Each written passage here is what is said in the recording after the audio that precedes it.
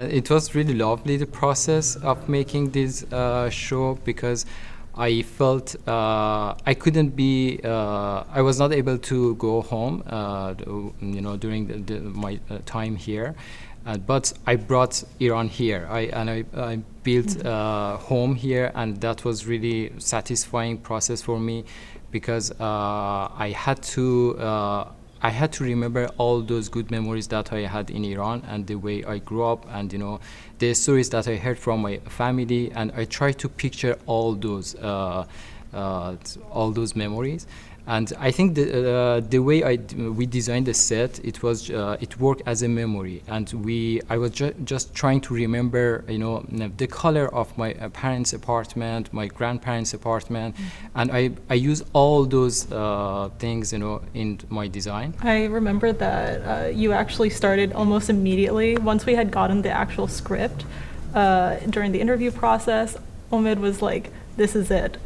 My dream, it's here." And that was really nice. And then having you start much earlier than me, and then having a space to sort of play with color. A lot of the sort of personal touches were really due to Omid giving these beautiful family photographs of weddings, day-to-day photos.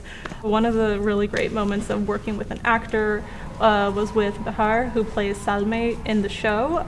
At the very beginning of the show, there's a great wedding, and it's hers.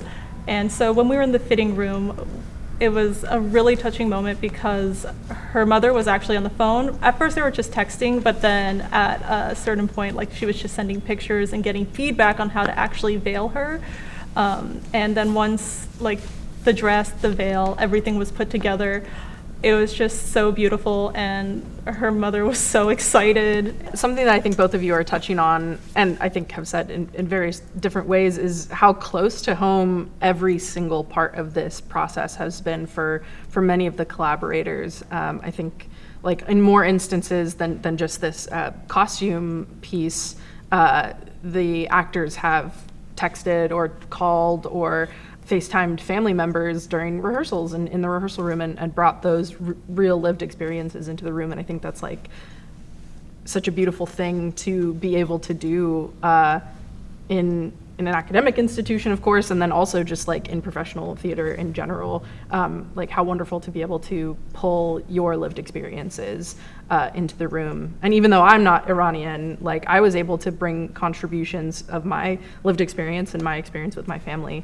and my friends, because this is a show ultimately about a group of friends, into the room. And so I think it's been a really lovely part of this process. When I first read through the script, there was obviously a lot talked about passage of time, and I remember sitting thinking, how is this going to be accomplished? It's there's probably going to be something. So it was really, really interesting talking to Omid. Pretty early on, I think our first or second meeting, he said there's going to be a turntable in the show.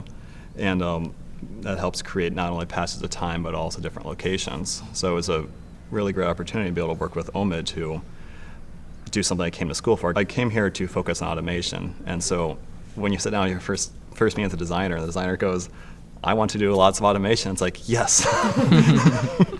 It was great. But and through the show, then we have a turntable in the center that spins around. We do on the show, it's called a donut turntable, so the center does not spin. On top of that, we also have 4 additional walls at various points in the show, track on or off stage, and to create the look of different environments.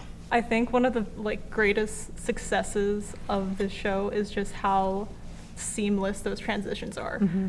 Just seeing, we all sat down to watch the automation, and the first time, the second time, honestly, even now, even after seeing it so many times, it's truly magical and so silent, so quiet. You did such a great job.